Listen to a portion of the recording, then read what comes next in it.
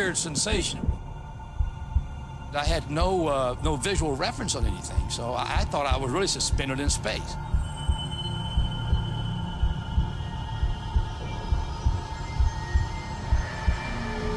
Only when he re-entered the troposphere, the lower atmosphere, did he experience the deafening but reassuring roar of air rushing past him. Finally, he opened his parachute. His jump remains the longest free fall in history.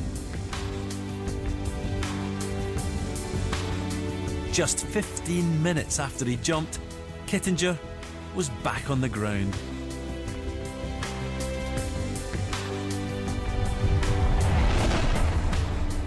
Falling from over 30 kilometres high, Kittinger had plummeted through 99% of the gases that make up the atmosphere. 15 minutes before, I'd been at the edge of space, and now, to me, I was in the Garden of Eden.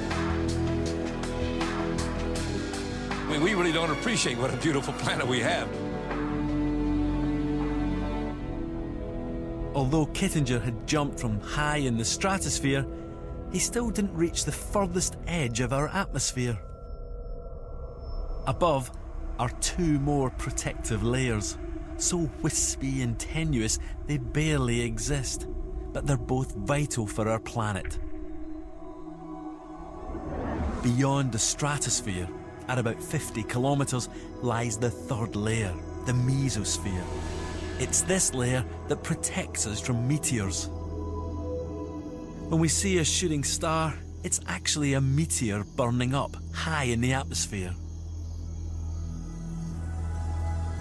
The mesosphere is also home to a strange phenomena called noctilucent clouds. They're thin, wispy clouds that can only be seen at sunset when they're illuminated from beneath by the low sun.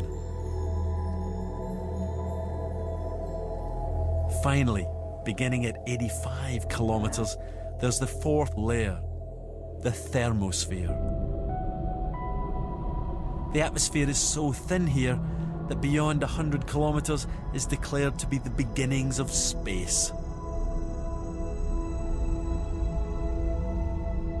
It's in this layer that the space shuttle orbits the Earth.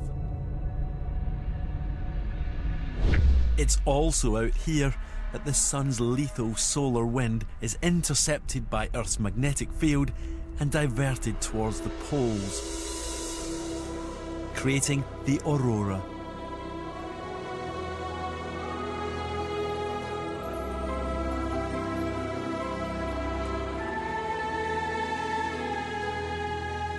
But there's another way of looking at the atmosphere.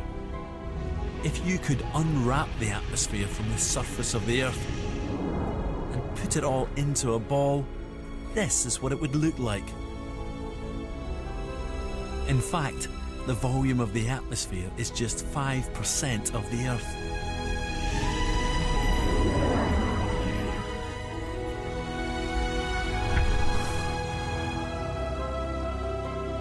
The layer that we spend our lives in, the troposphere, is just a narrow band.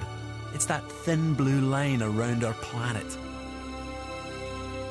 It's a finely balanced mixture of different gases essential for life.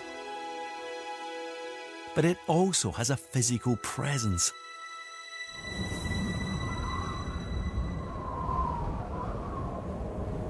To understand the troposphere we live in, you have to think of it not just as a gas, but also as a fluid. In effect, we live at the bottom of an ocean of air. Just like water, air has turbulence. These clouds are formed as the air creates eddy currents flowing around the tips of mountains.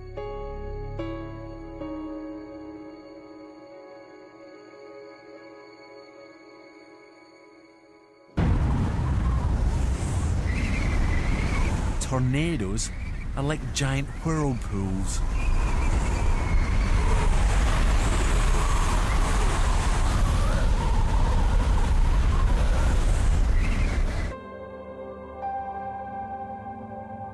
And just like the ocean, the troposphere even has waves. This cloud in Queensland, Australia, is actually the largest wave in the world. It can reach 2 kilometres high.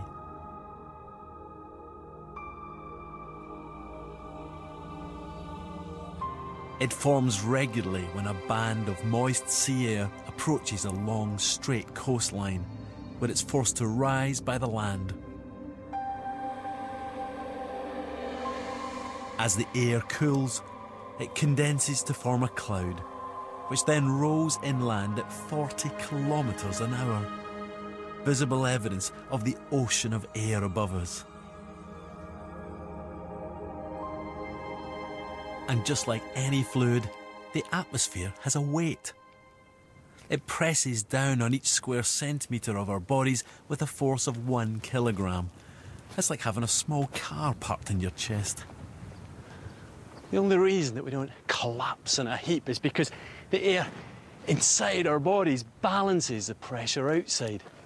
We're like lobsters walking on the seabed, oblivious to the weight of the fluid above us because we're so adjusted to it. And if you're still in any doubt about the fluid nature of the atmosphere, some people can even surf on it.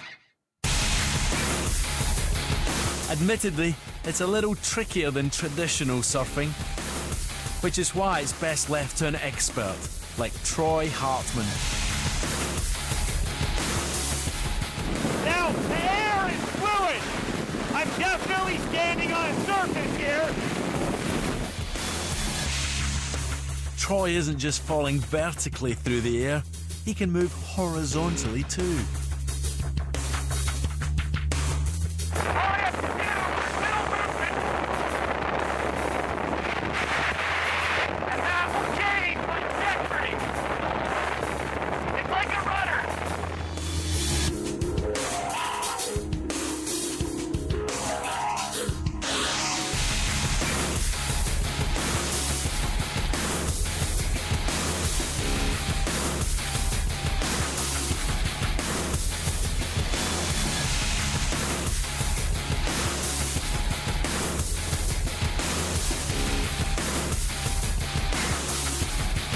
The sky is Troy's ocean.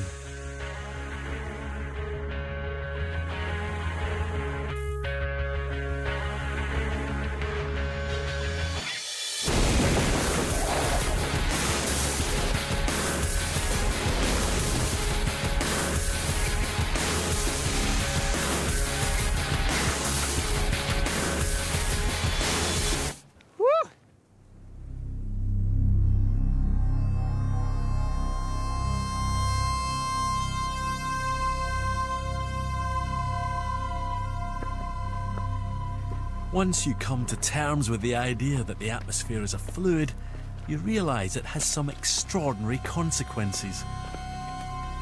One of them is that Earth's atmosphere is capable of shaping the surface of the planet, even cutting through solid rock.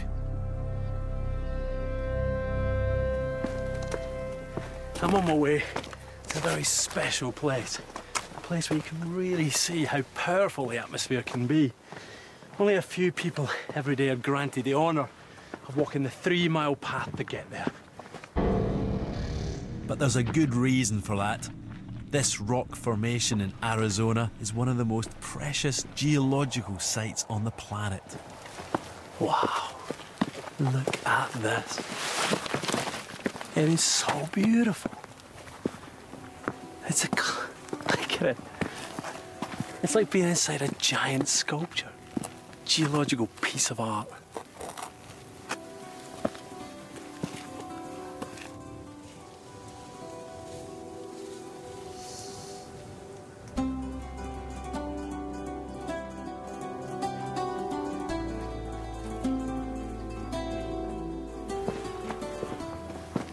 These rocks are called the wave. You can see why. The giant curvaceous shapes look as if they've been carved out by water. Instead, they've been sculpted by a different fluid motion, the wind.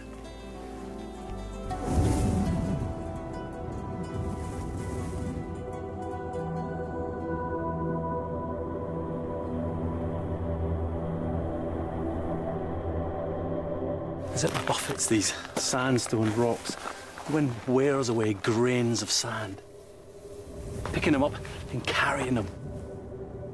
And that turns the wind into a giant scouring pad, scratching away at the rock surface and etching out these lines of weakness.